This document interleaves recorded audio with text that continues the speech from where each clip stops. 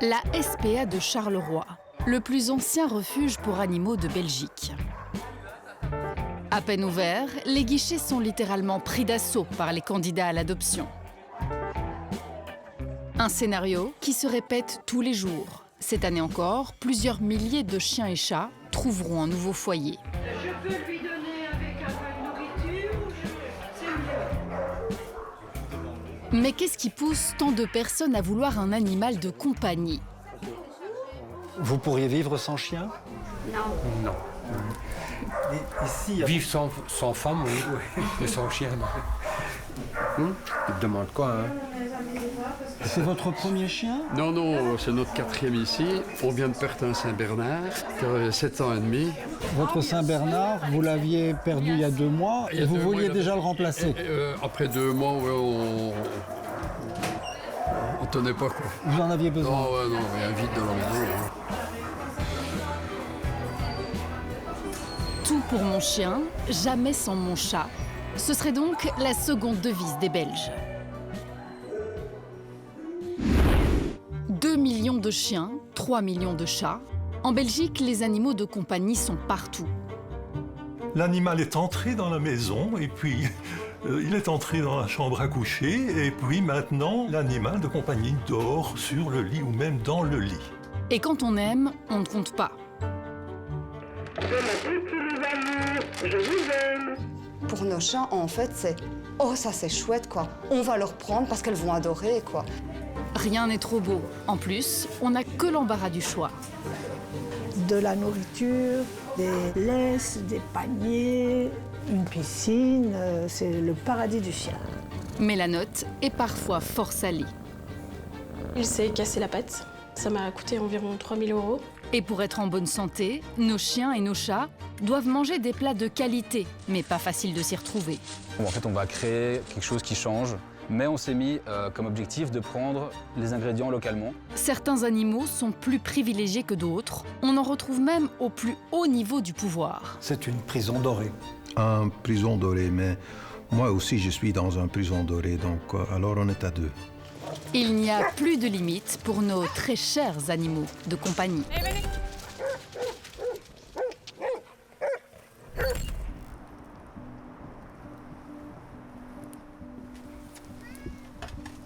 Pour commencer notre enquête, direction Strépy-Bracny, dans le Hainaut. Allez, C'est là qu'habitent Anne-Catherine et ses 2 chats, Bounty et Charlie. Elle les a adoptés il y a 4 ans et les considère comme ses enfants. Pour moi, ils font partie intégrante de ma famille et ils sont tout aussi importants.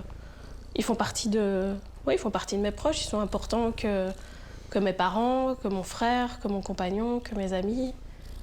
Oui, moi, je me considère comme leur maman. C'est même d'ailleurs très comparable, je veux dire, à l'adoption d'un enfant. Le fait d'adopter un animal, pour moi, c'est un peu la même chose, dans le sens où on s'engage à prendre soin d'un petit être vivant.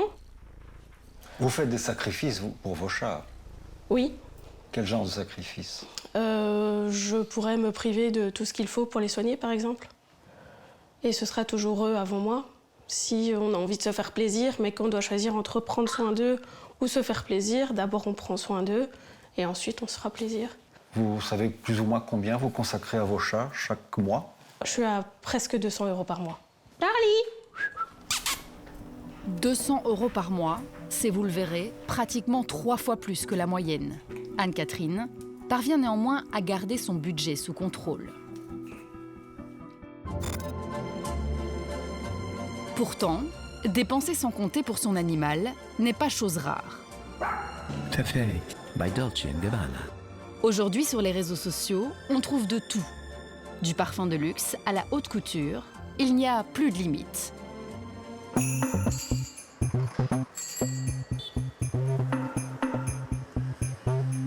Les produits et services de luxe pour animaux de compagnie ont de plus en plus de succès, y compris chez nous. C'est le cas à Waterloo. On y trouve un café-restaurant où les chiens gastronomes peuvent venir déguster des petits plats en charmante compagnie. Bon appétit. Qu'est-ce qu'il a choisi pour manger là? Un puppuccino. Il connaît ça? Non, pas du tout. C'est une première fois. Mais bon, gourmande comme elle est, je me suis dit que ça allait sûrement passer. C'est son anniversaire? Non, elle l'a eu il y a une semaine. Donc c'est son cadeau, quelque part. Oui, quelque part. C'est un événement hors norme quand même, hein, oui, d'amener un chien au restaurant ici. Un restaurant où il peut choisir lui-même son menu. Oui, voilà. C'est ça la différence, c'est que cette fois, elle a le droit de manger à table, ici. Le Wouf Café a ouvert ses portes en juillet 2025. Un genre de salon de thé pour les chiens et leurs propriétaires. Le chien et le maître, qu'est-ce qu'ils trouvent ici qu'ils ne trouvent pas ailleurs? Un endroit où tous les chiens sont ensemble, où les chiens peuvent sociabiliser ensemble, où les maîtres peuvent discuter chiens. Franchement, c'est un sujet qui est très rassembleur. Les gens qui ont un chien ou qui n'en ont pas adorent parler chiens en général. C'est vraiment un café où les gens discutent encore entre les tables. Donc les chiens choisissent à la carte? Exactement, il y a un menu, un dog menu, on appelle ça ici. Au menu, le woofin au lieu du muffin. Un puppuccino ou encore un dognut plutôt qu'un donut. Des gourmandises dont le prix varie de 3 à 7 €. Ça remplace pas un repas, hein, c'est une friandise. Ouais. C'est vraiment comme si vous aviez fini de manger et que vous preniez, vous faisiez plaisir, par exemple, en allant manger une glace. Voilà, c'est vraiment du plaisir. Vous lui faites beaucoup de cadeaux comme ça? Oui, quand même. Oui. Si vous deviez additionner tous les cadeaux que vous avez achetés, ça ferait quelle somme? Oula, je sais pas. À mon avis, je crois qu'on est quand même sur un budget de 1200, 1500 € ah oui, par quand an. même. 1200 par an? Oui, si je dois tout compter. Le Belge débourse en moyenne entre 1500 et 2500 € par an pour prendre soin de son chien. C'est 30% de plus qu'il y a 10 ans. Le poste nourriture représente à lui seul 3/4 du budget. Évidemment, les écarts entre un Chihuahua et un Saint-Bernard sont importants. Les chats, eux, coûtent moins cher. Il faut compter en moyenne 500 € par an pour les nourrir. Au total, attention, le montant donne le vertige. Pour nourrir les 2 millions de chiens et les 3 millions de chats que compte le pays, les Belges dépensent chaque année 2 milliards d'euros. C'est donc sans compter les accessoires et autres gadgets.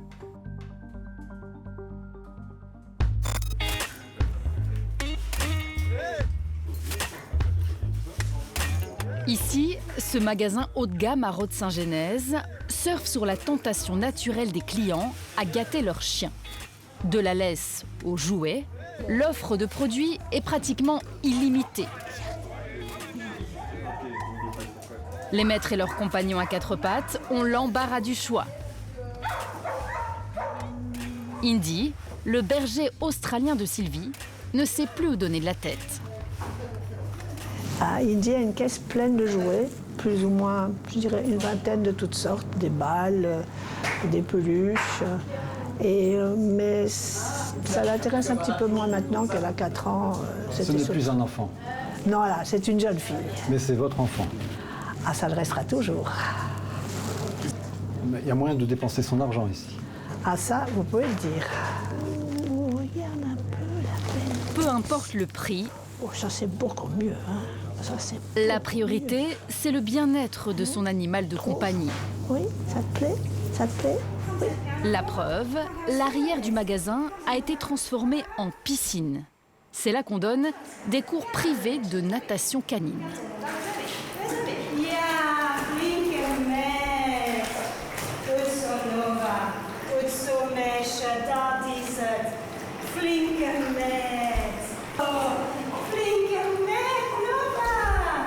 Normalement et naturellement, un chien sait nager? Pas tous. Non. Ça dépend des races de chiens. Tous les chiens palmés, donc tous les retrievers, plusieurs chiens de chasse, eux, c'est un instinct de le faire. Et puis on a tout ce qui est bulldog, teckel. C'est des chiens en fait qui ne savent pas nager vu leur morphologie. Combien de leçons un chien doit suivre pour être plus ou moins sûr dans l'eau?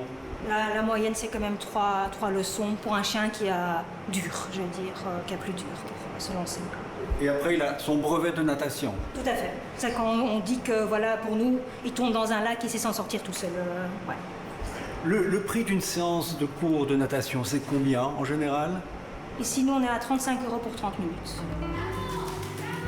On le voit, le pet business, traduisez le business des animaux de compagnie, pousse de plus en plus de propriétaires à offrir à leurs chiens et chats des biens et services autrefois réservés aux humains.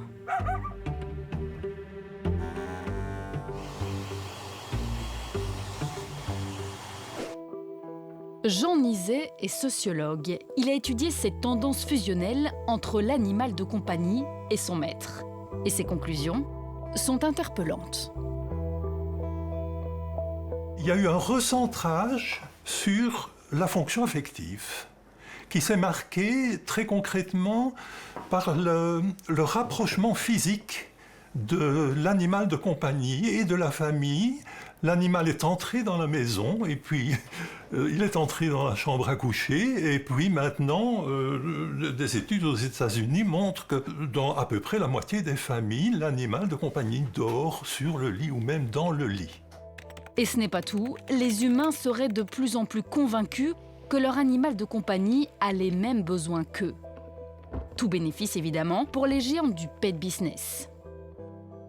Tout besoin de l'humain devient potentiellement un besoin pour l'animal. Et donc, on va vendre de la crème glacée, on va vendre n'importe quel type de nourriture, on va vendre des centaines de jouets qui sont proposés. Parce que si aimer égale acheter, acheter égale aimer, pouvez-vous vous soustraire à l'achat? À Marcinelle, dans l'agglomération de Charleroi, nous rencontrons Virginie et ses 4 chats. Ah, regardez, il y a déjà Lola. Ces animaux de compagnie sont ce qu'elle a de plus précieux. Nous, comme pour les enfants, on fait des portraits de nos chats. Alors ici, vous avez Lily. Ici, vous avez une vue d'ensemble sur les 4. Donc Lily au-dessus, Lola, Zoé et Cléo. Et alors, c'est Zoé et Lola quand elles étaient petites. C'est notre mur de famille, quoi. Oh, elle est cool, ma Cléo. Virginie correspond à la cible idéale des industriels du pet food et du pet business. Je vous aime. J'ai pu régler la fréquence où les croquettes tombent naturellement. Et en fait, nous, on l'a réglé pour que toutes les 3 heures, il y ait une petite poignée de croquettes qui tombent. Je vous aime. Tous les jouets qu'on voit ici, ce sont des jouets que vous avez achetés spontanément. Vous voyez des publicités à la télévision où il y a des jouets intéressants parfois? C'est quand on fait les courses, en fait.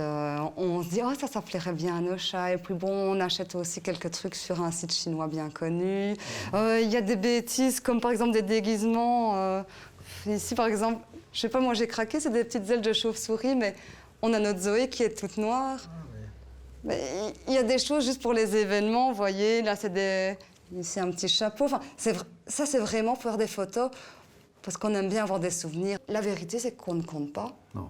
Parce qu'on se dit, oh, ça leur plairait bien, alors on achète. Et on ne fait pas attention au budget pour elles, que pour nous, on se dirait, ouais, mais ça, c'est un peu plus cher, on ne va pas le prendre. Mais pour nos chats, en fait, c'est, oh, ça, c'est chouette, quoi. On va leur prendre parce qu'elles vont adorer, quoi. C'est pas négligeable à la fin. Hein. Ah non, c'est ça. Mais bon, voilà, écoutez, de toute façon, quand on a pris des animaux, on savait que ça allait coûter. Et il faut ce qu'il faut, quoi. Qu'est-ce qui vous a coûté le plus cher jusqu'à présent avec vos chats? Écoutez, des soins vétérinaires. Ma Zoé a eu une pancréatite il y a quelques années. D'ailleurs, on a cru qu'on allait la perdre alors qu'elle avait quoi 5-6 ans, jeune pour un chat, et qu'on faisait tout bien. Et je n'ai plus exactement le montant en tête, mais je sais qu'on a dû faire une échographie, une prise de sang. La prise de sang, je me souviens que c'était 80 € parce qu'on s'était dit... Waouh, c'est un autre budget que pour l'humain, plus les consultations vétérinaires, plus les traitements. Écoutez, ça, je suis sûre qu'on en a eu pour 200-250 € facile, quoi. Et bon, à sortir de notre poche, et c'était ça, ou notre chat, il mourrait, quoi. Et ben, on ne s'est pas posé la question, hein. Sa vie est importante, voilà. Aimer son animal, c'est aussi prendre soin de son bien-être. Virginie ferait tout pour ses chats. Elle ne regarde jamais à la dépense pour les nourrir, les gâter ou les soigner. 250 € pour traiter une pancréatite, c'est une somme considérable. Mais l'addition est parfois encore bien plus élevée. Pour un de ses chats, vous allez l'entendre, Anne-Catherine a dû débourser plusieurs milliers d'euros. Bounty, en 2023, il s'est cassé la patte. Ça m'a coûté environ 3 000 €. Et il a dû subir des opérations, de la rééducation. J'ai dû aménager aussi la maison pour qu'il puisse se déplacer sans danger. Et ici, dernièrement, on lui a décelé une masse au niveau du foie. Donc j'ai dû lui faire passer un scanner. Ça, c'est la chose qui m'a coûté le plus cher dernièrement. Le scanner, j'ai dû me rendre à Wavre. Et le scanner m'a coûté 853 €. Des milliers d'euros pour soigner un chat, ces sommes sont impayables pour de nombreuses familles. Mais à l'avenir, ces tarifs plutôt salés pourraient malgré tout se généraliser. En effet, de grands groupes comme Mars ou Nestlé rachètent des structures existantes pour en faire des cliniques vétérinaires hyper équipées. On les appelle des corporates. La logique de ces groupes est simple, rentabiliser rapidement leurs lourds investissements, ce qui, inévitablement, pousse les prix vers le haut.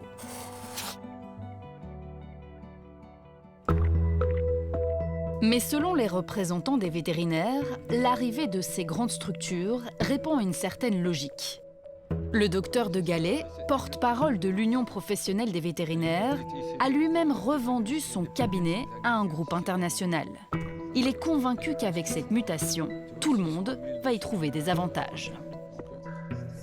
Ce qui se passe, c'est que dans certains groupes, beaucoup de vétos, ils sont tellement passionnés par leur boulot, c'est qu'ils passent beaucoup moins de temps à la gestion de leur cabinet et ils ne sont pas toujours rentables. Donc les groupes amènent derrière une force comptable et une organisation, une structuration, notamment dans les achats, qui permettent d'avoir des structures qui sont un peu plus rentables. Et le groupe auquel vous appartenez maintenant vous donne une aide au point de vue administratif? Ah oui, c'est eux qui s'occupent de la grosse partie d'administratif. Moi, je gère en local les équipes ici, mais tout ce qui est gestion des factures, gestion comptable, déclaration, etc., ou contributions, c'est le groupe qui s'en occupe en fait, ouais. En clair, la gestion par les grosses structures faciliterait la vie de certains vétérinaires. Et si cela implique une augmentation des tarifs, ce serait tout à fait justifié. C'est pas spécialement les tarifs qui vont augmenter, c'est de pouvoir offrir des nouveaux services aux clients, engager des personnes supplémentaires. Aujourd'hui, on a à la fois des ophtalmos, dermatos, gynéco, cardiologues, chirurgiens, donc toutes ces tâches deviennent beaucoup plus spécialisées parce que la science a beaucoup évolué. Un scanner, ça peut aller à 550 €, à 800 €. Un IRM, ça peut coûter 1200 €. Mais les gens sont prévenus, on ne les envoie pas comme ça. Et c'est à eux de dire à un moment donné, je peux ou je ne peux pas, je veux ou je ne veux pas. Nous, notre rôle, c'est surtout d'informer aux gens ce qu'on peut faire. Parce qu'ils ne sont pas au courant de tout ce qui est disponible. Tout le monde n'est pas au courant de tout. Mais nous, on explique à nos clients ce qui peut être fait et c'est eux qui ont le choix. Tous les cabinets n'ont toutefois pas encore été repris par de grands groupes. Vétérinaire à Fleuref, près de Namur, Michel Goskens tient à son indépendance. La rentabilité à tout prix n'est pas sa priorité. Les difficultés financières de ses clients sont toujours prises en compte. Mais il est déjà venu pour une pharyngite, mais ça continue. Maintenant, il éternue. Ben viens, Poupouze. Casse-tu, hein. Bon, comme les autres. Hein. Encore? Ouais. Sur 15 jours de temps, 2 fois le même, allez. Allez. On va user la pension. Ça fait 60. 50 ans. Oui. C'est gentil, merci. Hein. Eh ben. Eh bien.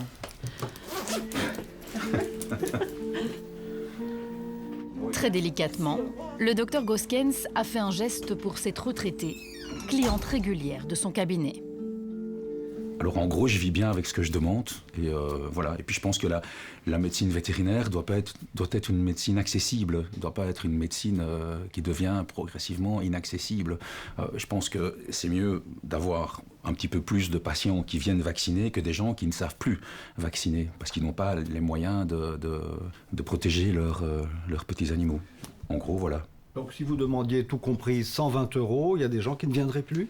Probablement. Dans les années à venir, Les petits cabinets traditionnels comme celui de Michel Goskens risquent toutefois de se faire plus rares. Moi, je suis un peu un vétérinaire à l'ancienne. C'est-à-dire que les gens, ils ont toujours affaire à moi. Ils n'ont pas d'autres personnes, sauf quand je suis en vacances éventuellement, ou le week-end, mais ils ont toujours affaire à la même personne. Et vous travaillez tout seul? Et je travaille tout seul. Et si une grosse structure, un corporate frappait à votre porte et vous dit « votre cabinet nous intéresse » et vous met X centaines de milliers d'euros sur la table, qu'est-ce que vous faites? Je réfléchirais bien.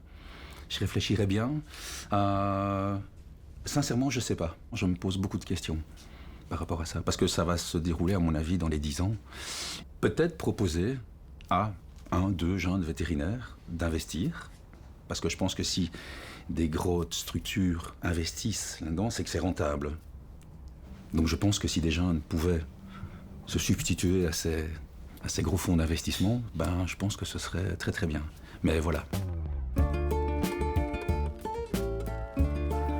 Prendre soin de son animal de compagnie, c'est d'abord entretenir sa condition physique. Et puis, il faut bien évidemment veiller à la qualité de son alimentation.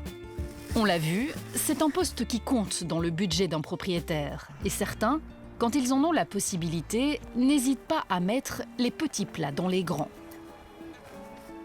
Donc là, aujourd'hui, j'ai fait des lentilles. On met 25 grammes. J'ai rajouté dans le riz le jus et le sang de la viande pour que ça soit un peu plus goûtu. Le riz, je mets 50 grammes. 70 grammes de viande. Ensuite, les légumes, ça c'est toujours la même base. Puis je rajoute des haricots verts, c'est bon pour leur microbiote. Et un peu de courgettes, pareil, parce que ça c'est quasiment que de l'eau. Et on arrive à la fin à peu près 350 grammes. Et c'est ce qu'elle va manger en une journée? Ah, ça c'est ce qu'elle va manger en un repas. Tu attends. Elle a 2 repas par jour, donc elle a 2 fois ça. Alors, quand elle était petite, elle mangeait des croquettes. Ça a été très très bien, je dirais, la première année. Et puis, elle commençait à moins bien digérer jusqu'au point où elle ne voulait plus manger. La vétérinaire m'a conseillé de lui donner la ration ménagère, que je prépare moi-même.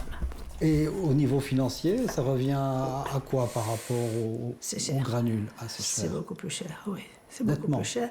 C'est beaucoup plus cher, surtout que je lui donne des bonnes choses.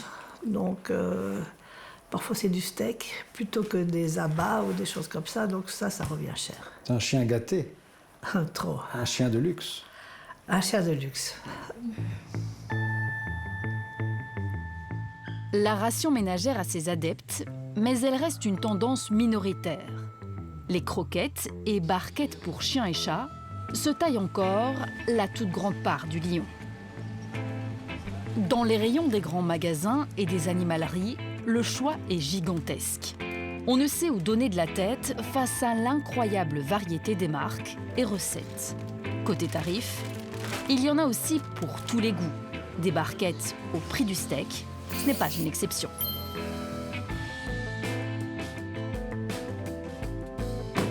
Comment s'y retrouver parmi ces innombrables paquets aux 1001 couleurs et aux promesses alléchantes? Pour savoir si ces produits correspondent vraiment aux besoins de nos animaux, nous emmenons notre caddie à la faculté de médecine vétérinaire de l'Université de Liège.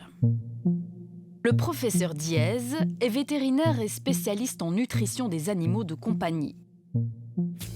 Elle va nous aider à déchiffrer la composition des aliments. Alors ici, nous avons une pochette dite au bœuf. Qu'est-ce que ça signifie? Que tout est au bœuf? Alors, ça signifie qu'il y a au moins 4% de bœuf dans ce type de produit.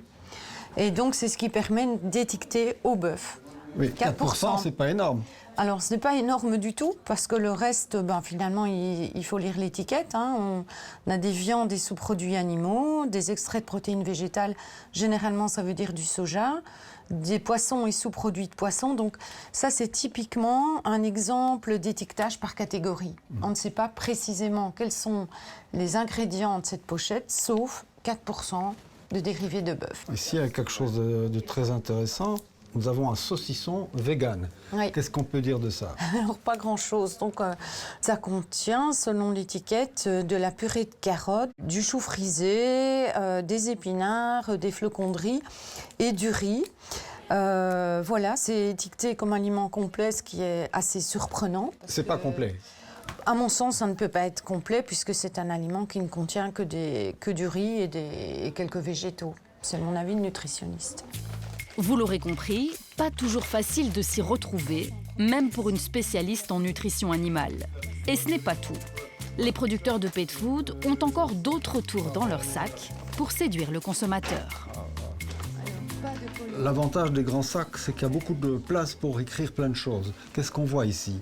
On a vraiment un exemple d'étiquette qui parle à l'homme. Oui, surtout des choses que nous mangerions avec appétit. Donc de la viande, des petits pois, des algues, même un peu travaillées, comme si vous alliez au restaurant japonais, vous pourriez avoir ce genre de choses, du brocoli, des œufs, des fleurs, des fruits. Donc ça, c'est vraiment une communication très anthropomorphique. C'est clair, ces producteurs jouent à fond la carte de l'anthropomorphisme. Cela signifie qu'ils essayent d'imposer l'idée que les animaux de compagnie ont les mêmes besoins et les mêmes désirs que ceux des humains. De nouveaux acteurs ont bien capté cette stratégie marketing et y associent aujourd'hui de nouveaux arguments toujours plus ciblés. Les nouvelles marques racontent souvent une nouvelle histoire. Il y a très peu de marques qui viennent avec des réelles innovations. Alors quand on parle de réelles innovations, ça veut dire en termes de présentation, de forme, de texture, d'appétence. Souvent, les nouvelles marques, elles font une nouvelle croquette, une croquette avec un nouveau packaging. Un de ces producteurs d'aliments pour chats et chiens a attiré notre attention, Colonel Gustave. Une marque wallonne au site internet très soigné, avec des couleurs attrayantes et des slogans qui ont du punch et surtout une mascotte qui s'appelle Sierra. Colonel Gustave, c'est l'histoire de deux jeunes entrepreneurs qui se sont lancés en 2020 dans le pet food. Du pet food, oui, mais avec des ingrédients certifiés locaux pour composer la meilleure croquette du marché. Pour en savoir plus, direction Andenne. C'est là qu'est installée l'entreprise. Et c'est Sierra, la star de Colonel Gustave, qui nous accueille. C'est par ce chien que toute leur histoire a commencé.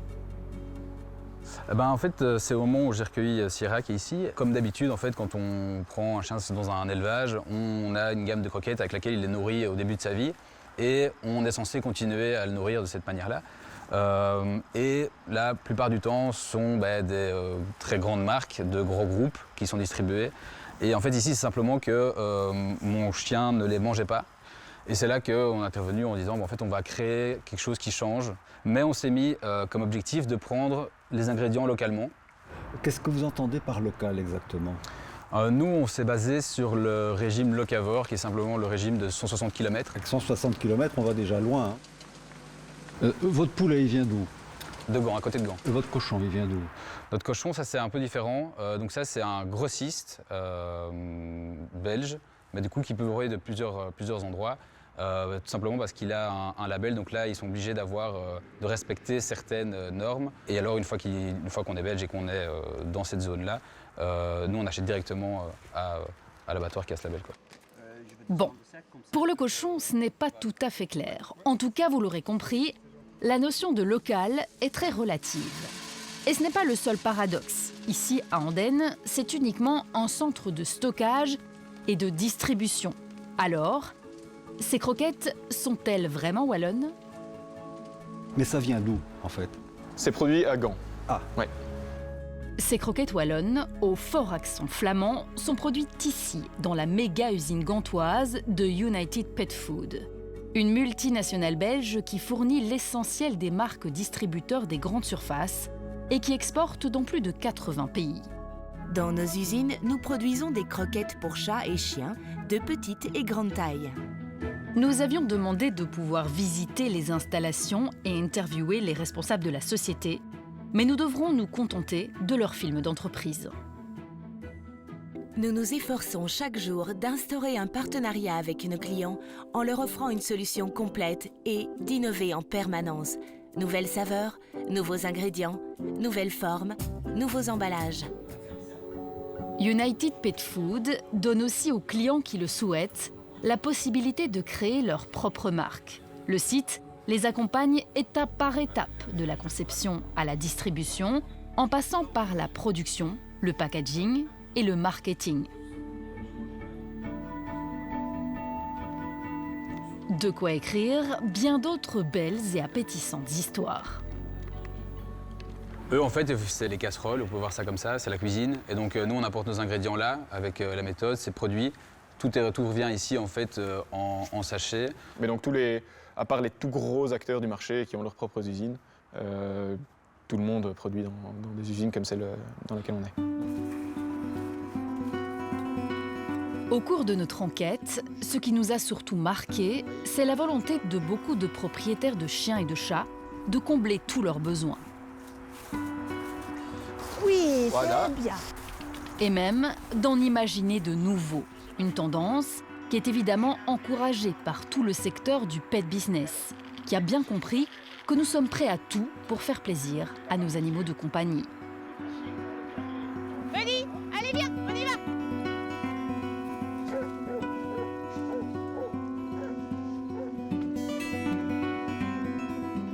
Nous retrouvons Indy à Waterloo.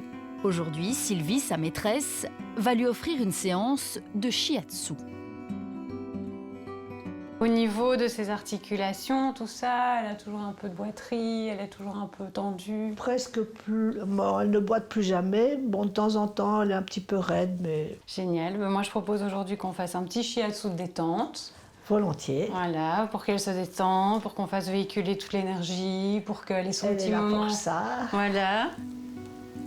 Le shiatsu est un type de massage japonais normalement destiné aux humains. Oui, je sens qu'elle réagit à ce niveau-là. Mais cette relaxation corporelle est de plus en plus tendance pour les chiens et les chats. Ce sont des séances qui doivent être répétées durant de longues périodes. Alors le mieux, effectivement, il faut un intervalle en général de 2-3 semaines entre chaque soin pour le temps que le corps se réadapte, se rééquilibre, etc.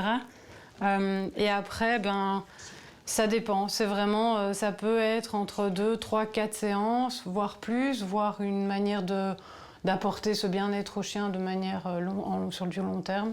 Mais il faut de la répétition dans les séances. Une séance n'apportera pas suffisamment. Pour une séance de shiatsu d'1 heure, les prix pratiqués en Belgique avoisinent les 75 €. Des tarifs qui reflètent l'importance croissante que les animaux de compagnie ont pris dans nos foyers et parfois même au travail.